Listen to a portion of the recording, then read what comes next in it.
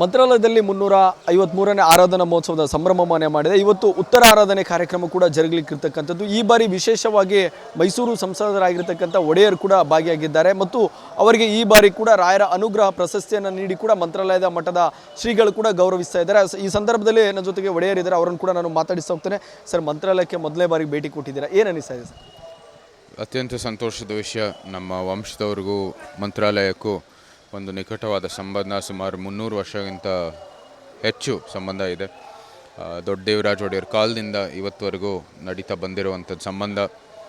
ಮಾಧವರ ಪಾರಂಪರೆ ಇಡೀ ದಕ್ಷಿಣ ಭಾರತದಲ್ಲಿ ಸಂರಕ್ಷಣೆ ಮಾಡ್ತಾ ಬಂದಿರುವಂಥದ್ದು ಈ ಸಂಸ್ಥಾನ. ಸೊ ಈ ನಿಟ್ಟಿನಲ್ಲಿ ಇಲ್ಲಿ ಬಂದು ವೈಯಕ್ತಿಕವಾಗಿ ರಾಯರ ಒಂದು ದರ್ಶನ ಮಾಡಿ ನಮಗೆ ಒಂದು ನಿಜವಾದ ದೊಡ್ಡ ಸೌಭಾಗ್ಯ ಮತ್ತು ಸಂತೋಷದ ವಿಷಯ. ಈ ಬಾರಿ ರಾಯರ ಅನುಗ್ರಹ ಪ್ರಶಸ್ತಿಯನ್ನು ನೀಡಿ ಕೂಡ ಶ್ರೀಮಠದವರು ಗೌರವಿಸ್ತಾ ಇದ್ದಾರೆ, ಇದ್ರ ಬಗ್ಗೆ ಹೇಳೋದು? ನಮ್ಮ ವೈಯಕ್ತಿಕವಾಗಿ ನಾನು ಸ್ವೀಕಾರ ಮಾಡ್ತಾ ಇಲ್ಲ, ನಮ್ಮ ವಂಶದವ್ರ ಪರವಾಗಿ ನಾನು ಸ್ವೀಕಾರ ಮಾಡ್ತಾ ಇದ್ದೀವಿ. ರಾಯರ ಪಾರಂಪರೆ ಮಾಧವರ ಪಾರಂಪರೆ ಅದ್ಭುತವಾದದ್ದು.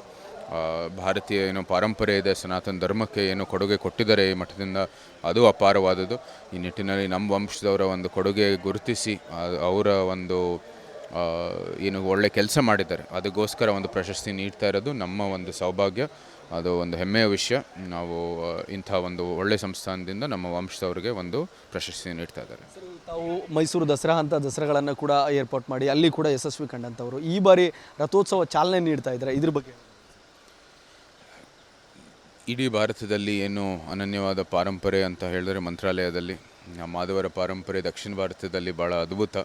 ಅದರಲ್ಲಿ ಮಂತ್ರಾಲಯ ಒಂದು ಪುಣ್ಯಕ್ಷೇತ್ರ ಅಂತ ಹೇಳ್ಬೋದು.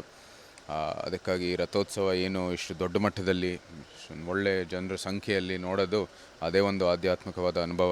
ಸೊ ಅದನ್ನ ಉದ್ಘಾಟನೆ ಮಾಡುವಂಥದ್ದು, ಅದಕ್ಕೆ ಚಾಲನೆ ಕೊಡೋದು ದೊಡ್ಡ ಸೌಭಾಗ್ಯ. ಮಂತ್ರಾಲಯಕ್ಕೂ ಮತ್ತು ಮೈಸೂರಿಗಿರ್ತಕ್ಕಂಥ ಸಂಬಂಧದ ಬಗ್ಗೆ ಹೇಳೋದಾದರೆ ಸರ್?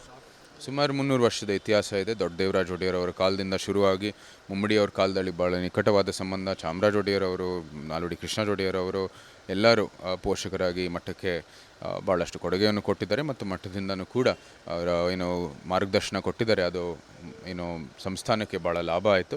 ನಂತರ ನಮ್ಮ ತಾತನವ್ರ ಕಾಲದಲ್ಲೇ ಅವರೇ ಖುದ್ದು ಇಲ್ಲಿ ಭೇಟಿ ನೀಡಿ ವೃಂದಾವನಕ್ಕೆ ಆಶೀರ್ವಾದವನ್ನು ಪಡೆದು ಹೋಗಿದ್ದಾರೆ. ಅದೇ ಸಂಬಂಧವನ್ನು ಇವತ್ತು ಮುಂದುವರಿತಾ ಬಂದಿದ್ದೀವಿ. ಇದಿಷ್ಟು ಒಡೆಯರವರ ಮಾತಾಗಿರ್ತಕ್ಕಂಥದ್ದು. ಕ್ಯಾಮ್ರಾ ಪರ್ಸನ್ ರವಿಕುಮಾರ್ ಜೊತೆ ನಾಗರಾಜ್, ವಿಸ್ತಾರ ನ್ಯೂಸ್, ರಾಯಚೂರು. ಅನುಕ್ಷಣದ ಸುದ್ದಿಗಳಿಗಾಗಿ ವಿಸ್ತಾರ ನ್ಯೂಸ್ ಯೂಟ್ಯೂಬ್ ಚಾನೆಲ್ ಸಬ್ಸ್ಕ್ರೈಬ್ ಮಾಡಿ. ಹೊಸ ಸುದ್ದಿಗಳ ನೋಟಿಫಿಕೇಶನ್ಗಾಗಿ ಬೆಲ್ ಐಕಾನ್ ಕ್ಲಿಕ್ ಮಾಡಿ. ಲೇಟೆಸ್ಟ್ ಅಪ್ಡೇಟ್ಸ್ಗಾಗಿ www.vistaranews.com ವೆಬ್ಸೈಟ್ಗೆ ವಿಸಿಟ್ ಮಾಡಿ. ಅಂಗೈಯಲ್ಲೇ ಜಗತ್ತಿನ ಸುದ್ದಿ ತಿಳಿಯಲು ವಿಸ್ತಾರ ನ್ಯೂಸ್ ಕನ್ನಡ ಆಪ್ ಡೌನ್ಲೋಡ್ ಮಾಡಿ.